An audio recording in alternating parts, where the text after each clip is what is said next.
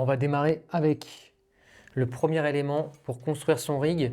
Du coup, c'est la cage U-Rig, la marque U-Rig. Moi, j'ai choisi celle-ci pour deux raisons. La première, c'est que bon, c'est une cage qui est, comme toutes les cages, assez résistante. Mais surtout, ce qui est intéressant, c'est que c'est une cage qui va se serrer de l'arrière. Donc du coup, on a juste cette petite vis, son appareil à nu pour pouvoir, ici, venir le fixer en dessous. Et là, du coup, on a notre... il me manquait un truc, je le savais. C'est notre petit outil qui va nous servir pour pas mal de choses, notamment pour venir serrer. Donc ça, c'est un outil de chez Small Rig, super pratique. C'est pas très cher non plus et vraiment ça c'est utile pour les tournages et pour l'avoir toujours sur soi. Donc la première des choses, c'est qu'on va aller fixer son rig ici. Donc là on est déjà bien. Donc l'avantage d'une cage, c'est quoi? C'est effectivement, il y a plusieurs avantages. C'est le fait que ça soit en acier, on a une protection pour son appareil, donc ça c'est plutôt cool. Et après, le deuxième avantage, c'est de pouvoir aller fixer pas mal d'accessoires, donc un micro, on peut aller fixer pas mal de choses, vous allez voir sur cette vidéo. Ensuite, du coup, je vais aller mettre mon objectif, donc celui-ci,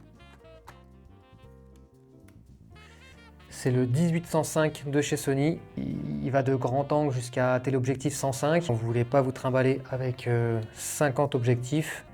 C'est plutôt versatile, il ouvre à 4. Donc on peut aller couvrir pas mal de plans, donc ça c'est plutôt cool. Ce serait peut-être l'objectif que je conseillerais si vous voulez pas vous prendre la tête pour débuter. C'est un très bon objectif et en plus de ça il a une ouverture constante.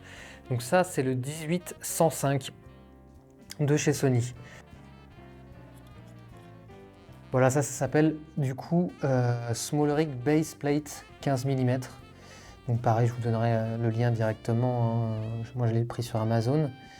Donc ça, c'est super pratique. On va venir le mettre au dos du coup, comme ceci, de sa cage. Et on va utiliser ici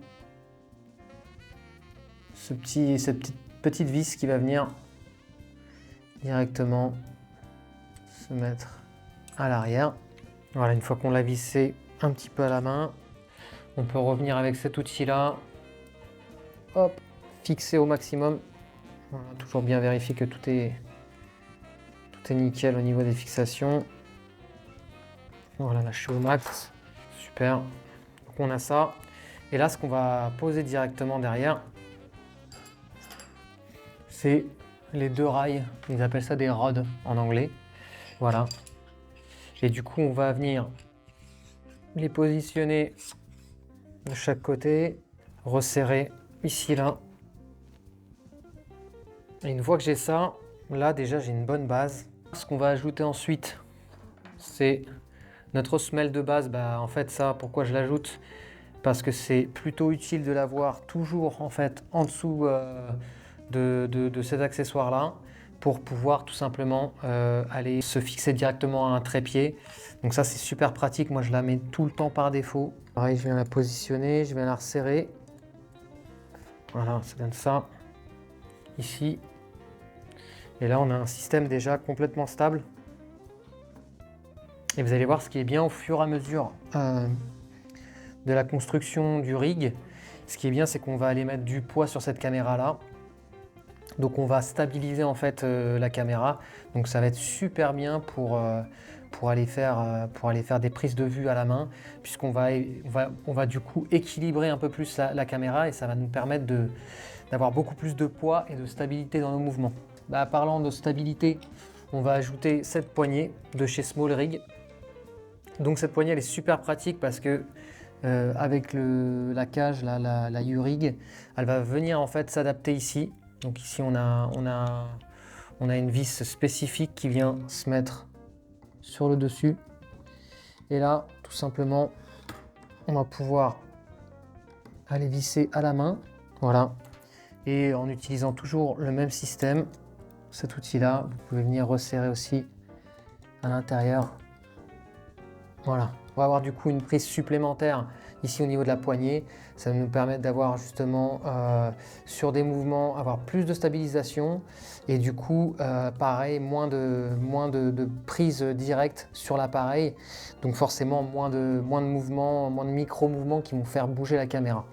Et du coup, l'avantage de la poignée aussi, comme la cage, c'est de pouvoir venir. On a la possibilité de venir ici rajouter des accessoires. Donc on peut mettre un micro. On peut mettre, comme on va le voir tout à l'heure, un moniteur externe. Voilà, on peut aller insérer un tas de choses. Donc ça, c'est vraiment aussi le côté pratique de la poignée. Et la prise en main aussi, qui est plutôt super efficace. Justement, tout à l'heure, on a parlé ici d'un moniteur. Donc ici, c'est le Feelworld. C'est un moniteur assez basique, mais qui fait bien le taf.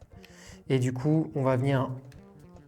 Là, on a plusieurs choix. On peut venir le mettre directement à ce niveau-là. Voilà, on vient le serrer là. Et du coup, on va avec notre câble HDMI à micro HDMI. On va venir ici le brancher. Et sur la caméra, sur le côté, on a notre branchement. Et donc là, on est tout bon. Donc vous voyez là, on commence à prendre un peu plus d'ampleur au niveau de la caméra. On commence à avoir un rig qui commence à être vraiment pas mal. Pour du run and gun, c'est plutôt bien quand vous filmez tout seul. Moi, j'ai l'habitude de faire pas mal de projets où je suis solo et j'ai besoin d'être mobile. Donc ça, c'est vraiment un rig que je me sers souvent. Un micro Movo. Là, on a plusieurs possibilités, mais moi, je vais le mettre ici à droite sur ma cage et je vais venir le brancher direct sur ma caméra. L'inconvénient de la 6400, c'est qu'on a ici la possibilité de venir brancher son micro, mais par contre, comparé à la 6500 où on avait justement une prise micro, là on va pas pouvoir justement écouter ces prises de son lors de l'enregistrement. Par contre, ce qui est super bien, c'est que si par exemple on a un moniteur externe comme celui-ci, le Feelworld, il me permet de venir ici, du coup avoir ma prise casque ici et je vais pouvoir écouter mon enregistrement son. Donc c'est plutôt, c'est plutôt un bon combo. C'est vrai que c'était un peu un truc merdique sur la 6400, mais voilà, on peut toujours avoir une parade. C'est pour ça que c'est bien de riguer en fait son A6400 parce qu'il a des défauts. Donc on peut effectivement parer ses défauts grâce au rig. Et du coup, là on l'a vu avec le micro. Mais je vais aussi, pour ceux qui ont l'habitude de filmer avec la 6400, on sait que la batterie elle est mauvaise. Du coup, l'accessoire ultime, c'est celui-ci de chez Moman. Donc là on a notre Veloc batterie qui va nous permettre de justement aller alimenter à la fois notre moniteur externe et également notre caméra, puisque la caméra on connaît la 6400, c'est des petites batteries, donc ça dure à peu près 1 heure. C'est trop faible si on veut faire un tournage d'une demi-journée. Donc moi ce que je conseille effectivement, c'est de passer sur une Veloc qui justement s'adapte avec cet outil-là. Donc du coup, de chez SmallRig encore. Voilà, ça s'appelle la plaque de batterie. Donc ça, on va venir le mettre ici. On va resserrer sur les côtés. Et là, on va poser ici sa batterie. Voilà, on a juste appuyé sur le bouton là. Et là, on a notre batterie qui vient se poser ici. Et donc du coup, on a ce qu'on appelle des demi-batteries.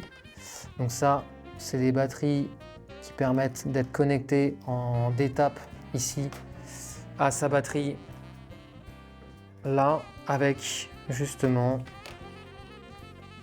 une connectique ici. Voilà.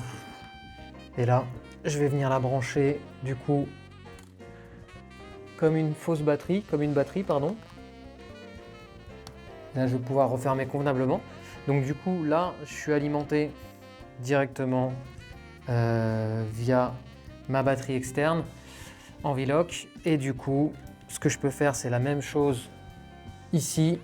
Pareil, une demi-batterie, hop, au niveau de mon minuteur. Voilà.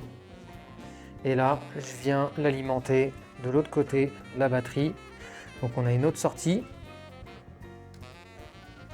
Et là, à partir de ce moment-là, au niveau de la batterie, je serai bien, que ce soit au niveau de la caméra ou que ce soit au niveau de mon moniteur.